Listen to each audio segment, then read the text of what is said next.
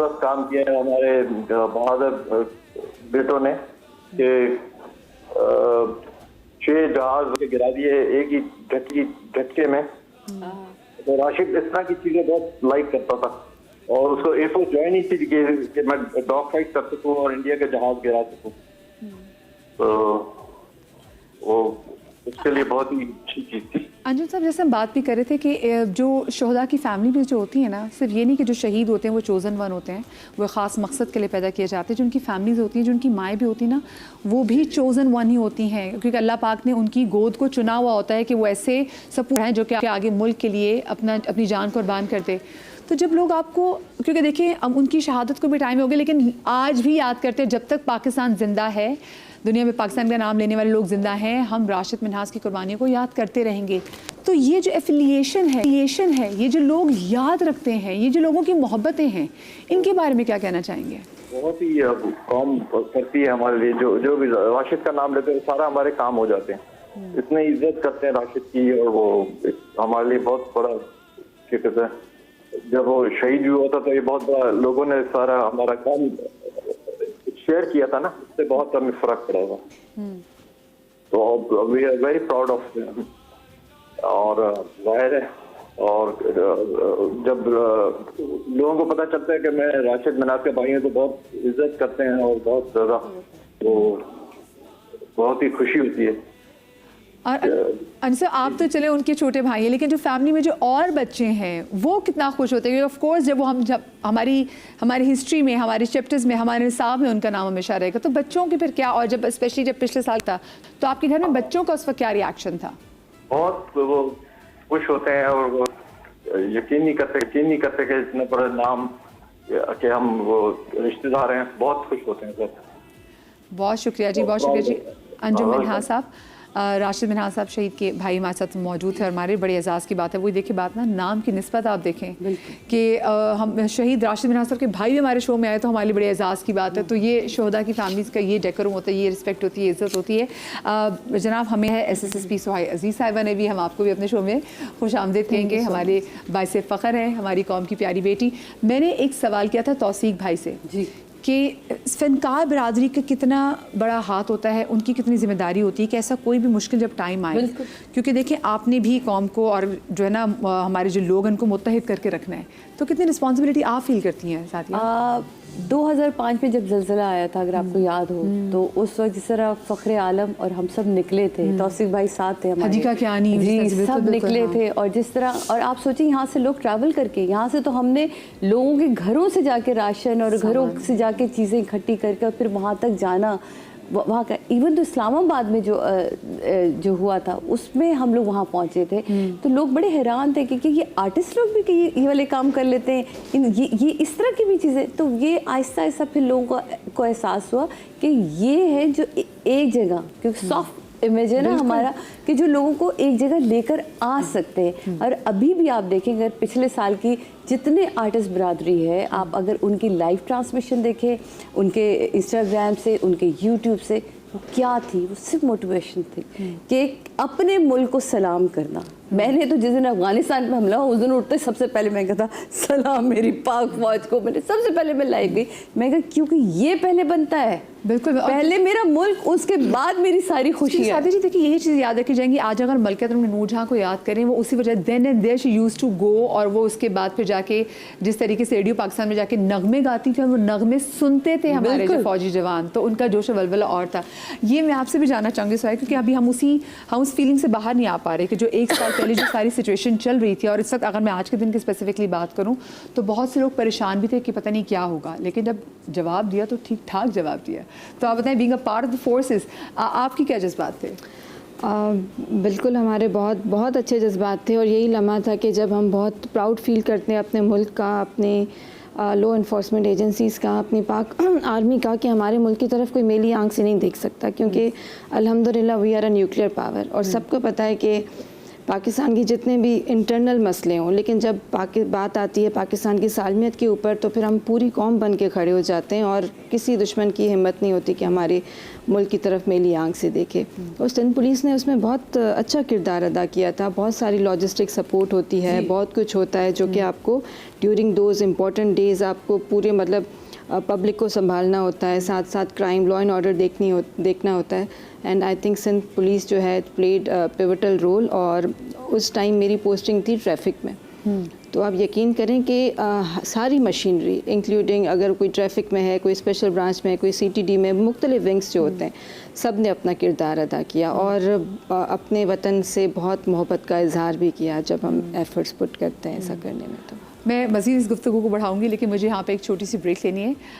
Break के बाद हाजिर होंगे। तौसीक भाई, आपका बहुत शुक्रिया। तौसीक भाई, क्योंकि जब वो कहते हैं कि जब वतन के वाले से बात करनी हो तो हमने देखा है हमारे आर्टिस्ट जैसे सादी जी हमारे साथ मौजूद है, तौसीक भी हमारे साथ मौजूद है। आपको बहुत शुक्रिया। एक छोटी सी ब्रेक के बाद हाजिर होते कहीं मजा आएगा।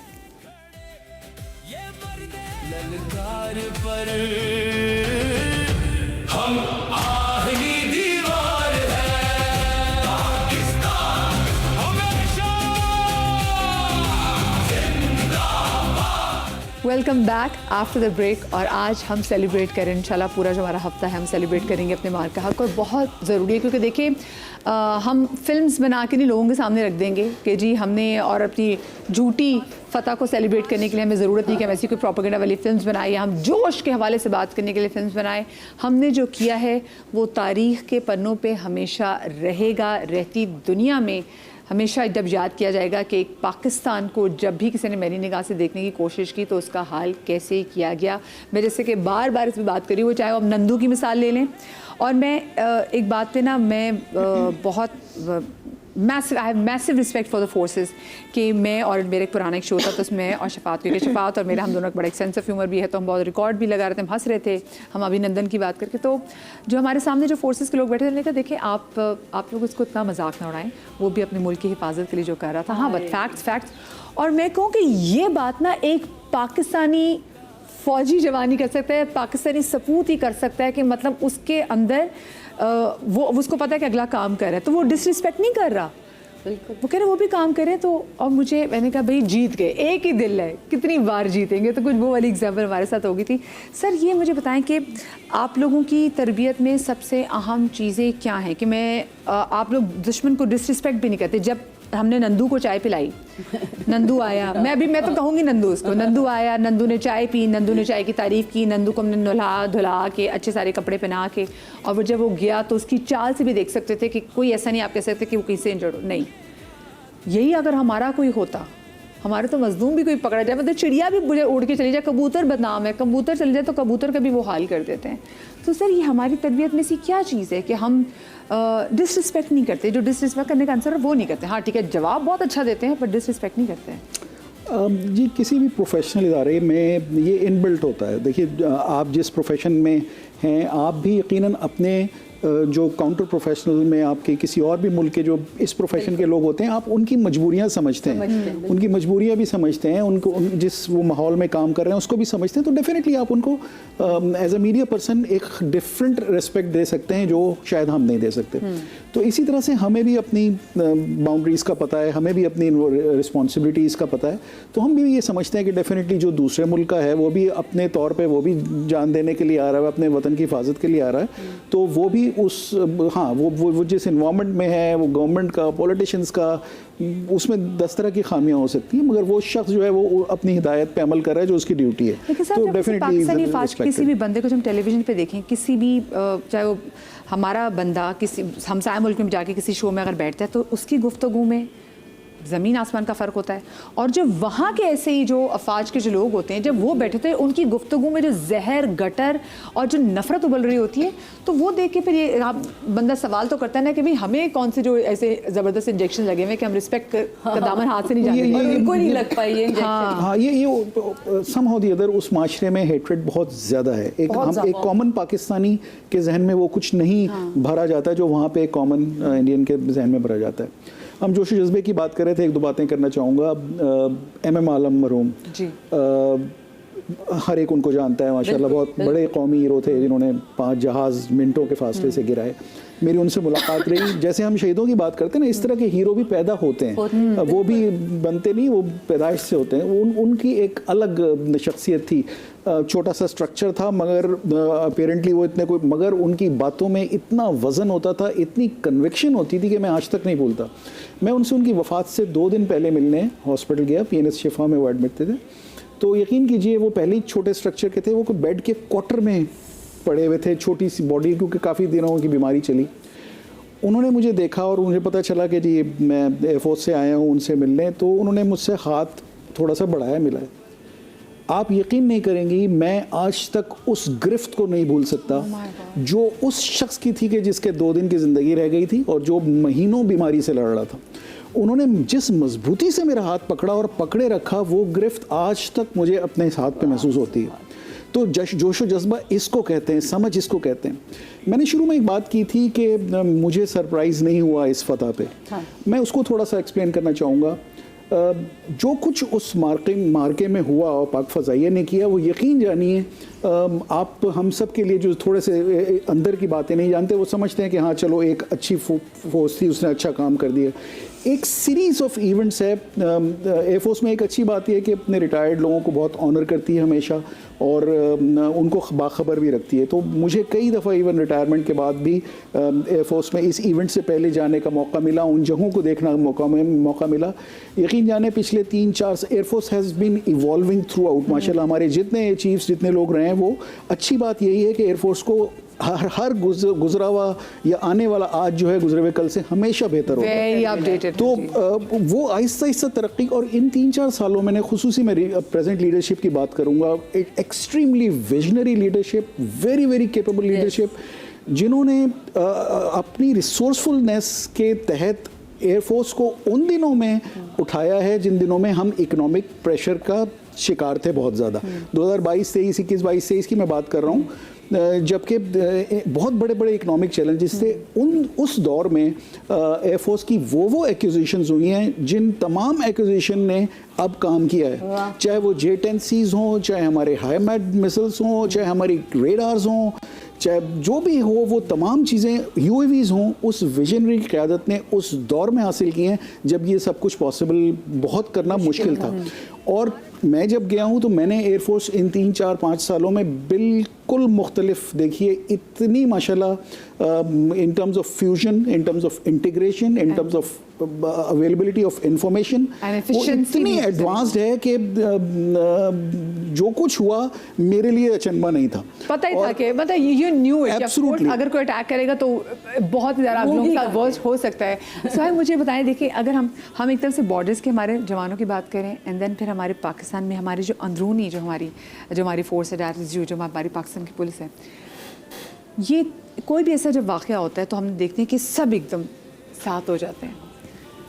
आप लोगों से क्या एक्सपेक्ट करती हैं कि वो लोग जो कि ज्वाइन करना चाहते हैं, क्योंकि हमने ज़्यादा देखा जब ऐसा कोई मार्का होता है उसके बाद बच्चे फिर से कहते हैं हमने तो जी जाना, नहीं जी मैंने डॉक्टर नहीं बनना, मैंने इंजीनियर नहीं बनना, मैंने फोर्सेस में जाना है। तो जो आए तो उनको क्या सोच के आना चाहिए, और एक प्रॉपर डेकोरम भी होता है ना, तो वो उसके वाले से बताइएगा। देखें, ये बहुत फ़ख्र की बात होती है पूरी फैमिली के लिए अगर कोई उस फैमिली का बच्चा लॉ इन्फोर्समेंट एजेंसी ज्वाइन करता है, कोई भी यूनिफॉर्म फोर्स ज्वाइन करता है, वो आर्मी हो, नेवी हो, एयरफोर्स हो, या रेंजर्स हो, या फिर वो पुलिस हो। तो पुलिस में जो लोग आना चाहते हैं उनको मैं बताना चाहती हूँ कि पुलिस में आने के लिए देयर आर 3 स्टेजेस, मतलब 3 आपके एंट्रेंस पॉइंट होते हैं। या तो आप एज ए कांस्टेबल आएँ, कांस्टेबल की जो तालीमी मयार पहले मैट्रिक थी, अभी इंटर है, इंटरमीडिएट, और दूसरा जो हमारा स्टेज है जिस पे एंट्री है दैट इज़ ASI, और जो कि एग्ज़ाम होता है through Sindh public service commission. और तीसरी स्टेज जो कि सीनियर पोजीशन होती है जिसके थ्रू मैं आई हूँ या दूसरे आते हैं, दैट इज़ CSS। और मैं आपको अभी बताऊँ कि CSS जो 2024 था उसमें अल्हम्दुलिल्लाह सिविल सर्विसेज एकेडमी में 50% लेडी ऑफिसर्स हैं, 50% मेल ऑफिसर्स हैं। एक ज़माने में ऐसा नहीं होता था, मतलब बहुत कम होती थी। पुरानी अगर हम पिक्चर्स देखें 70s की 80s की, तो ग्रुप फ़ोटो में आपको 5 लेडीज़ नज़र आती थी, बाकी सारे मर्द होते थे। अब ऐसा नहीं है। और अगर मैं बात पुलिस की करूं तो अभी पुलिस में फॉर इंस्टेंस अगर 16 लोगों का बैच है, बड़े छोटे से बैचेस होते हैं, 16 का या 20 का है, तो उसमें 50% लेडी ऑफिसर्स आए। और मेरिट पे आ रही हैं। सिंध पुलिस की में इस वक्त जो हमारी टोटल स्ट्रेंथ है उसमें हम चाहते हैं कि एटलीस्ट 15% तो विमेन हो, क्योंकि कल्चर बड़ा मैटर करता है। अभी हमारे पास कराची में लेडी ऑफिसर्स आती हैं, हर स्टेज पे आती हैं, हैदराबाद में आती हैं, सखर में आती हैं, लेकिन अगर हम बात करें जैकबाबाद की, घोटकी की, मांझन की, सकरन की, तो वहाँ से लेडी ऑफिसर्स नहीं आती, क्योंकि कल्चर एक बहुत बड़ा रोल प्ले करता है। और अभी तक जो पुलिस का एक इम्प्रेशन है स्पेशली बैकवर्ड एरियाज़ में, वो ये है कि ये मेल डोमिनेटेड फोर्स है और इसमें शायद सिर्फ आपको फिज़िकल स्ट्रेंथ ही चाहिए होती है, लेकिन ऐसा नहीं है। पुलिसिंग में या किसी भी फोर्स में जो असल रोल प्ले करता है वो आपकी मेंटल स्ट्रेंथ वो रोल प्ले करती है। टेक्निक आनी चाहिए, टैक्टिस आनी चाहिए, पर फिज़िकल स्ट्रेंथ जो है वो बहुत सेकेंडरी होती है। तो आई वुड रियली आपके चैनल के तवस्सुल से मैं पाकिस्तान की औरतों से, बच्चों से कहना चाहूँगी, फादर से कहना चाहूँगी, ब्रदर से कहना चाहूँगी कि अगर आपके घर में बच्चे हैं और फोर्सेस ज्वाइन करना चाहते हैं तो आप उनको इनकरेज करें, उनको मोटिवेट करें। और अल्हम्दुलिल्लाह एक हमेशा इल्ज़ाम होता है कि मेरिट बेस्ड रिक्रूटमेंट नहीं होती या कुछ, CSS is always merit based. और अल्हम्दुलिल्लाह अभी बहुत ज़्यादा चीज़ें बेहतर हुई हैं, हमारे इदारे बहुत मुतहरिक हुए हैं, तो हर लेवल पे हमें मेरिट नज़र आता है। थर्ड पार्टी टेस्टिंग सिस्टम हो गया है और सिर्फ एक मरहला नहीं होता, देयर आर 3-4 स्टेजेस, इंटरव्यू, फिर रिटन एग्ज़ाम, आपके फिजिकल स्टैंडर्ड मेजर होते हैं। जो हमारे यहाँ पे सिचुएशन है ना, हमें चाहिए, we need more women officers in the station, ताकि हमारी ख़वातीन जो रोज़मर्रा ज़िंदगी में इतनी चीज़ों से गुजर रही है ना, कि उसको चाहिए, उसको पता हो कि अगर मैं जाऊँगी तो मेरी कोई एक और दादरसी के लिए एक और औरत मौजूद होगी जो ठीक है अपनी ड्यूटी तो निभा रही होगी, लेकिन वो बीइंग अ वुमेन वो अंडरस्टैंड कर सकेगी। अंडरस्टैंड, ये बहुत ज़्यादा मैटर करता है। मतलब जब मैं भी अपने जूनियर ऑफिसर से इंटरव्यू करती हूँ when it comes to harassment, तो उनको समझ नहीं आता कि हरासमेंट होती क्या है, क्योंकि वो कभी हरास हुए नहीं है लाइफ में। और फिर आपको पता है ये जो सेक्सुअल हरासमेंट 509 सेक्शन है हमारा PPC का, वो कहता है कि कोई वर्बल एक्सप्रेशन या फिर कोई जेस्चर। अब मर्द को समझ नहीं आता कि अगर कोई घूर रहा है तो अगले को बुरा क्यों लग रहा है। अच्छा, हमने वैसे इस पे आगे औरत को बुरा लगता है और भी शो करेंगे क्योंकि इसमें बात करने की काफ़ी ज़रूरत है। मैं ज़रा चाहूँगी क्योंकि आज मैं आप भी आऊँगी, आपके बच्चों की दिलचस्पी, लेकिन उससे पहले मुझे ये बताओ, जब आप कोई ऐसा नगमा गाने जा रहे होते हैं जिससे आपकी मुल्क की मोहब्बत अटैच होती है, तो कैसी फीलिंग होती है? माइक है, बच्चा माइक, हाँ माइक लगा, हाँ जी जी। बहुत प्राउड फीलिंग होती है as a gen Z artist. I feel like बहुत मुझे ऐसा फील होता है कि जैसे as an artist this is my job, this is how I can. अच्छा, कितने क्यूट है ना, जेन ज़ी ने साथ में अटैच भी किया as a gen Z artist. हमने millennial anchor Gen Z artist. This is one of the ways that we can contribute to the country, right? As a singer. So I feel very proud and I feel very happy and excited कि मतलब okay, I'm doing my job correctly.